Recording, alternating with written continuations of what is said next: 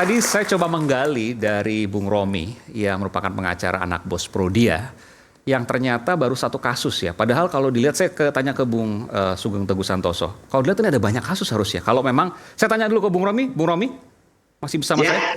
Kalau yang tadi AN tadi itu sudah menikah juga. Kalau FA kan sudah menikah. Kalau AN ini dalam data kami belum menikah ya. Belum menikah, oke, baik. Masih 17 tahun ya. 17 tahun itu masih masuk anak gitu karena masih di bawah 18 kalau dalam undang-undang. Tindak pidana yang disangkakan kepada klien kami ini bisa berjalan ya. Baik. Sesuai ya. Jadi begini. Ini kalau dilihat kan awam saja sudah bisa melihat ada kasus banyak di sini. Satu, narkobanya.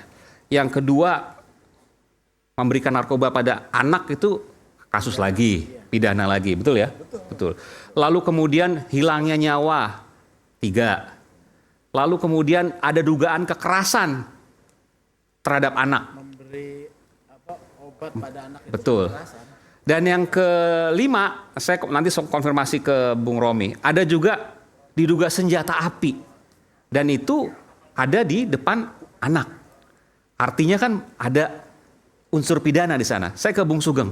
Ini banyak sekali tapi baru satu kasus. 9 bulan lagi prosesnya. Apa yang terjadi, Bung Sugeng?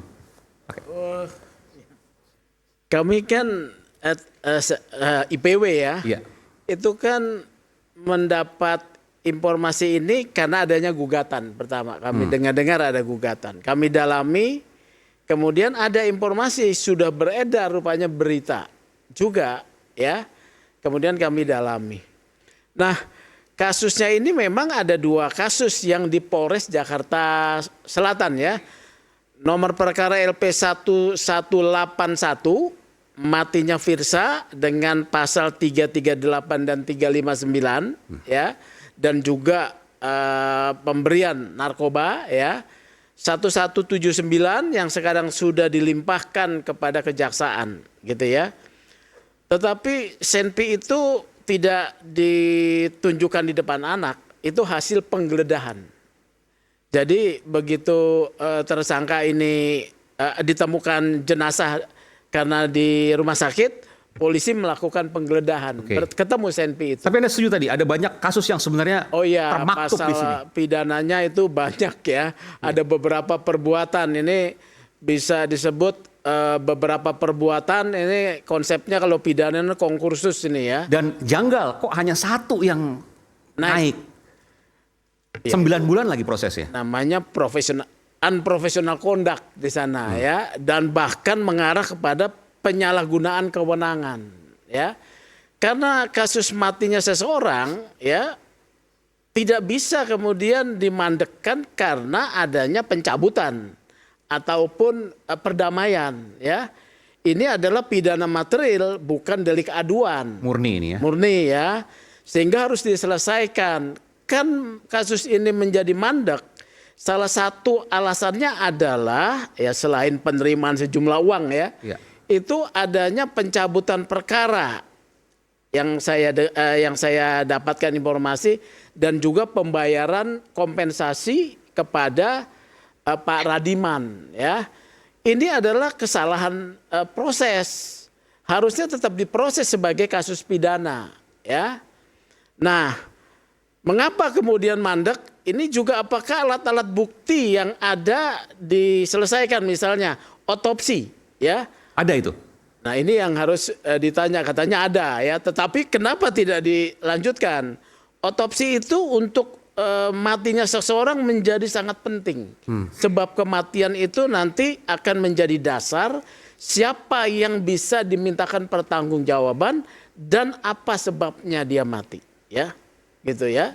Dan setelah kemudian ini terbongkar, ternyata Bung Sugeng yang pertama kali kemudian menyampaikan ada uang belasan atau puluhan miliar. Saya mungkin harus konfirmasi.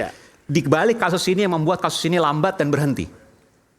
Ya, itu informasi yang didapatkan dari gugatan yang kami bisa akses ya. Ada disebut nilai 5 miliar yang diterima oleh AKBP di dalam gugatannya. Tetapi dari pendalaman kami itu transfer tunai itu ada 5 transfer ya. 500, 500, 600 dari tersangka AN, kemudian 1 miliar dari istri AN dan 1,5 miliar dari ibu AN. Itu anak bos Prodia itu ya? Oh ibu, iya AN. Oke. AN itu anak sama-sama ya, sama Ada korban dua, ya. iya. Ya, sama korban. Ya F korban, AN juga korban. Iya. AN pelaku juga. AF pelaku. AF mungkin maksudnya tadi. AN juga, Arif Nugroho juga pelaku. Kalau yang korban Pak, itu, pakai itu Pak. kalau yang Ini korban AP, Pak. Anissa juga. Anissa Putri itu pakai. Oh AP ya. AP, Pak. Anissa AP. Putri. Ya. Ya AP. Jadi seperti itu ya. Jadi di sini ada proses unprofessional conduct. Tapi saya duga macetnya ini karena pemberian uang. Macetnya karena pemberian uang. Ya. Administrasi kemudian dilengkapi hanya untuk alasan ya. Alasan yang saya maksud itu adalah perdamaian dan juga pencabutan perkara. Ini kan tidak bisa dipenuhi dalam Oke. kasus matinya seseorang. Saya ke Bung Tony. Bung Tony, selamat datang Bung Tony. Anda pengacara dari Iya. Bung Radiman dan Ibu Nur ya? Iya betul. Iya. Jadi ini belum diproses ternyata. Baru yang satu.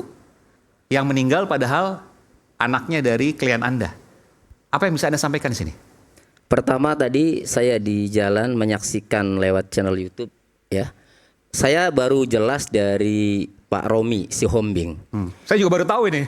Ya, ternyata yang di unit PPA itu yang diproses dan sudah P21 bahkan sudah tahap 2. Arti tahap 2 itu berarti tersangka dan barang bukti sudah dilimpahkan ke kejaksaan. Ternyata LP 1171 79 Soal narkoba. soal eksploitasi anak Iya. dan penyalahgunaan narkoba melibatkan anak. Oke. Berarti persetubuhannya ya, saya tidak tahu nih eksploitasi ekonominya karena seksual atau apa ya, tapi kan tadi menyebutkan eksploitasi saja. Nah, berarti kaitan dengan FA, klien kami, anak dari klien kami, ini sama sekali Belum tidak disebut. diproses Iya. terkait pidana yang diatur dalam Undang-Undang Perlindungan Anaknya.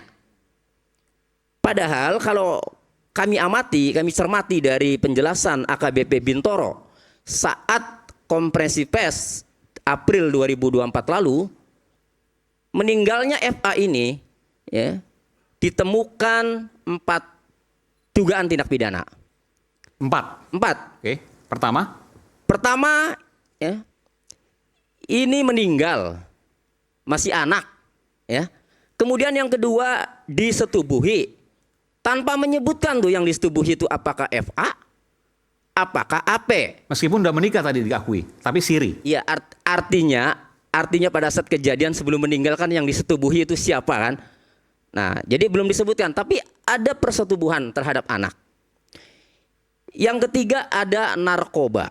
Karena jelas narkoba ini adalah alat yang mengakibatkan kematian, dicekoki. Yang keempat adanya senjata api.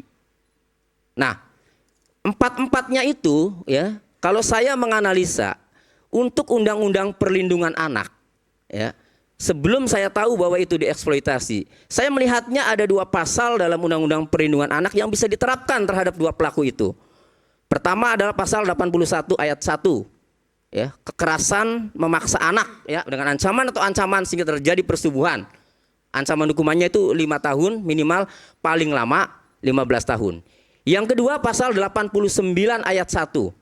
Penyalahgunaan narkoba dengan melibatkan anak. Jelas itu. Karena dicekoki berarti penyalahgunaannya melibatkan anak. Tapi saya tidak tahu ini kan, diterapkan tidak pasal tersebut sampai P21 sampai tahap 2 itu. Karena sampai saat ini ya, terus terang kami belum pernah, keluarga korban belum pernah menerima SP2HP. Jadi kasus ini gelap nih. Iya. Nah, kemudian itu baru Undang-Undang Perlindungan Anak kan. Kemudian untuk kasus narkobanya lebih masuk lagi sebenarnya. Diatur di dalam pasal 116 menyalahgunakan narkotika golongan 1 terhadap orang lain. Arti terhadap itu orang lain itu tidak menghendaki. Persis apa yang dikatakan AKBP Bintoro, dicekoki. Ya. Atau memberikan narkoba untuk digunakan orang lain, nah ini dikehendaki, tapi tetap barangnya dari orang tersebut, mengakibatkan orang lain itu mati atau cacat permanen, maka dipidana penjara pidana mati atau penjara seumur hidup. Tetapi sampai hari ini pasal itu tidak diterapkan. Kami belum pernah mendengar. Karena mengakibatkan mati jelas FA mati. Kalau mengakibatkan cacat permanen jelas AP itu cacat, Pak. Ini bibirnya ini bolong, Pak. Saking kencangnya ya, itu overdosis, itu gigit bibir bawah itu bolong. Ada sebesar ini jari dan udah ditambal. Artinya sampai sekarang juga cacat kan? Tapi tidak pernah tuh diterapkan. Itu pasal yang berat. Kemudian senjata api, ya katanya ditangani Polda Metro. Sampai sekarang juga tidak ada kabarnya. Nah, malah laporan klien kami 1181, ya, malah dibuat pasal 338 pembunuhan dan atau 359. Jadi kalau saya melihat mengutip atau menanggapi dari Pak Sugeng, ini sepertinya mandek karena ada perdamaian. Analisa saya bukan. Ini menurut saya dikondisikan sebelum adanya perdamaian dengan bukti menerapkan pasal 338 dan atau 359. Akan saya jabarkan. 338 dan 359 ini ancaman pidana yang tidak ada minimalnya, Pak. Beda dengan Undang-Undang Perlindungan Anak, Undang-Undang Narkotika minimal 5 tahun, paling singkat 5 tahun, paling lama 15 tahun. Nah, ini 338 dan atau 359, 338 paling lama 15 tahun, 359 paling lama 5 tahun. Itu soal apa itu? Itu kelalaian yang mengakibatkan matinya orang. Nah, lalu melihat fakta matinya korban FA dicekoki narkoba, apakah dia tahu Arif Nugroho ini kalau mencekoki itu bakal mati? Apakah dia tahu? Apakah dia niat? Apakah dia sengaja? Saya bukan dalam hal ini, saya harus objektif. Belum tentu juga dia niatnya membunuh. Sementara pasal 338 harus ada niat dengan sengaja merampas nyawa. Niat itu begini, kita ketahui ini kalau saya bacok lehernya putus, ini mati nih. Jelas niat. Tapi kalau dicekoki narkoba, belum tentu juga niatnya membunuh. Tapi berakibat meninggal. Jadi pengondisian pasal ini menurut saya apabila nanti di pengadilan tidak terbukti pasal 338-nya, maka dikenakan dakwaan alternatif yaitu pasal kelalaian yang mengakibatkan matinya orang 359. Ancaman hukumannya paling lama 5 tahun. Ya, 2 tahun bisa, 1 tahun ini bisa. Loh, ini sebentar ya. Jadi memang perdamaian, pembayaran kompensasi dan pencabutan perkara itu adalah instrumen untuk melakukan memandekkan perkara. Itu adalah modus. Dan dugaan itu karena uang. Ditambah itu, tetapi dugaannya karena uang. Ya, ditambah itu. Soal penerapan pasal kan 359 juga naik ke pengadilan ya kan? Kalau memang diteruskan. Tapi instrumen yang memang biasa digunakan oleh oknum penyidik itu bagaimana mematahkan laporan tersebut, gitu ya. Padahal ini tidak boleh. Intinya supaya hukumannya ringan lah. Enggak, Intinya dimandekkan. Oh, Supaya dimandekkan. mandek karena ada pencabutan, ada pembayaran kompensasi. Ini adalah alat kerja untuk melakukan penyalahgunaan kewenangan. Efeknya kan kasusnya tetap jalan P21, kan nggak mandek. Enggak, itu untuk yang satu kasus. 1179 Iya. yang dibicarakan oleh Mas Tony itu dengan LP korban FA 1181. itu 1181. Supaya mandek, Iya. supaya nggak bisa diproses. Benar, terhadap 1179 juga begitu. Makanya di Agustus ketika Kapolres melihat ini tidak jalan, dia perintahkan untuk dilanjutkan. AKBP B kemudian dipindahkan ke Polda. Gitu loh. Maka oleh AKBP G dilanjutkan prosesnya. Iya. Jadi harus ingat ya, penyalahgunaan kewenangan oleh penyidik tuh banyak modelnya. Nah, ini gimana kok bisa dengan direkayasa sedemikian rupa sehingga bisa mandek? Logika gimana? Logikanya gini. Sederhananya gimana? Kan ada laporan. Ya. Laporan ini adalah instrumen awal untuk melakukan satu proses pidana. Oke. Laporan ini kemudian dilumpuhkan dengan cara dicabut. Oke. Gitu ya. Ya. Kemudian supaya ada alasan pencabutan, instrumen pembayaran ganti kompensasi dilakukan Kepada korban. korban kepada Pak Radiman. Dan sudah diberikan uangnya. Sudah 300 Sudah. juta. 300 juta ya? Ya, sudah. Jadi ini adalah alat kerja untuk menyalahgunakan kewenangan. Jadi yang jalan hanya kasus yang perempuan yang satu Enggak lagi. juga, dua-duanya berhenti. Nanti Gitu loh. tapi udah P21. Nah, Agustus 2024 dipindahkanlah AKBP B menurut informasi karena tidak menindaklanjuti kasus. Oke. Dia dipindahkan ke Polda diganti oleh AKBP G. Oke. Oleh AKBP G diteruskan, bahkan kemudian ditangkap lagi nih Ya. 2 orang. Nah, di sini terjadi lagi penangguhan lagi dengan kemudian memberikan sejumlah uang. Oke. 1179 pada 16 Desember jaksa sudah menyatakan P21. 1179 ya. Ya. 17 Desember penyidik memanggil 2 tersangka. Tetapi tidak hadir, baru pada 21 Januari ditangkap. Ya. Sebetulnya kan harus ditangkap dekat-dekat, tetapi karena sudah menerima uang untuk penangguhan penahanan, dia melambatkan AKBP G ini ya. Jadi di sini rangkaian penyalahgunaannya itu berurut-urut ya, berturut-turut ya. Jadi Ganti pejabat tetap berlangsung Iya. suap itu. Itu dugaannya ya. Jadi ada penangguhan, menahan, tidak menahan ini komoditi ya, digunakan oleh oknum-oknum penyidik ya. Komoditi untuk mendatangkan uang ya. Jadi disinilah pentingnya pengawasan baik Kompolnas, Propam ya, dari pengawasan atasan. Dan kalau didiamkan, maka kasus meninggalnya FA ya sudah, dia tidak akan bisa dikasuskan. Akan diam. Ini kan jadi ramai karena kita angkat ya.